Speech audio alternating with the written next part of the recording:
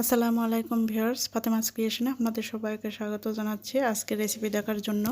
তো আজকে আমি আপনাদের সাথে শেয়ার করব ডাল দিয়ে পুঁই শাক রান্না। আর এই ডাল দিয়ে পুঁই শাক রান্না খেতে কিন্তু গরম ভাতের সঙ্গে অনেক বেশি ভালো লাগে।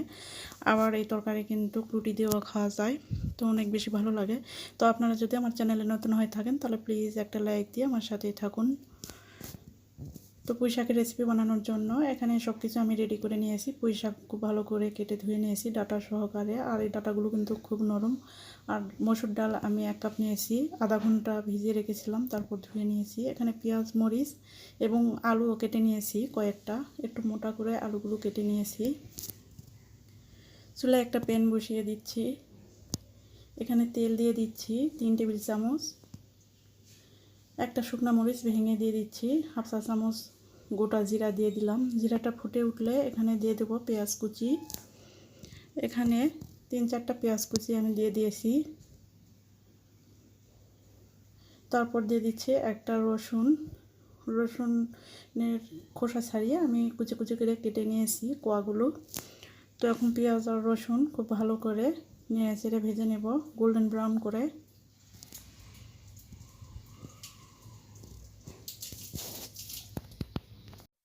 রসুন আর পেঁয়াজ গোল্ডেন ব্রাউন করে ভেজে নেওয়ার পরে এখন দিয়ে দিচ্ছি হাফ চা চামচ আদা বাটা আর হাফ চা চামচ রসুন বাটা।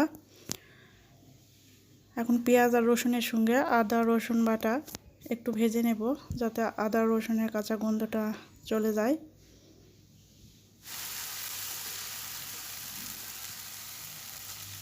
এখন দিয়ে দিচ্ছি স্বাদ অনুযায়ী লবণ, দিয়ে দিচ্ছি 1 চা চামচ লাল মরিচের গুঁড়া, 1 চা চামচ দিয়ে দিচ্ছি হলুদের গুঁড়া।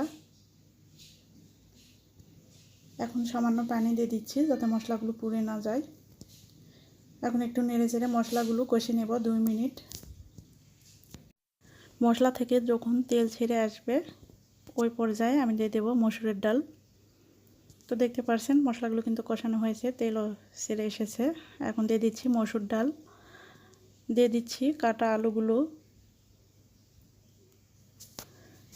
7-8টা কাঁচামরিচের ফালিও দিয়ে দিচ্ছি। ঝাল আপনাদের পছন্দ অনুযায়ী আপনারা দিয়ে নেবেন। এখন সব কিছু খুব ভালো করে মশলার সঙ্গে মিশিয়ে নিচ্ছি। তো মিশিয়ে নেওয়া হয়ে গেলে এখন ঢাকনা দিয়ে ঢেকে দিচ্ছি 2-3 মিনিটের জন্য। 2-3 মিনিট পর ডাল থেকে যে পানিটা বেরিয়ে এসেছিল পানিটা কিন্তু টেনে গেছে। আর ডালটা আমি খুব ভালো করে একটু ভুনে নেব আরও 2-3 মিনিট। তো এভাবে নেড়ে চেড়ে ভুনে নেওয়ার পরে আমি এখানে পানি অ্যাড করে দিচ্ছি 2 কাপ। প্যানটা দিয়ে আবারও নেড়ে চেড়ে ঢাকনা দিয়ে ঢেকে রান্না করব ডালের বলক আসা পর্যন্ত। আর এই রান্নাটা কিন্তু মিডিয়াম আঁচে করতে হবে। তো ডালে যখন বলক চলে এসেছে ওই পর্যায়ে আমি পুঁই শাকগুলো দিয়ে দিচ্ছি।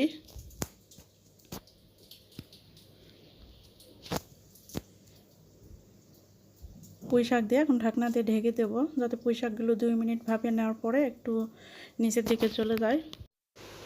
তো 2 মিনিট পর দেখতে পাচ্ছেন পুঁই শাকগুলো কিন্তু নিচের দিকে চলে গেছে।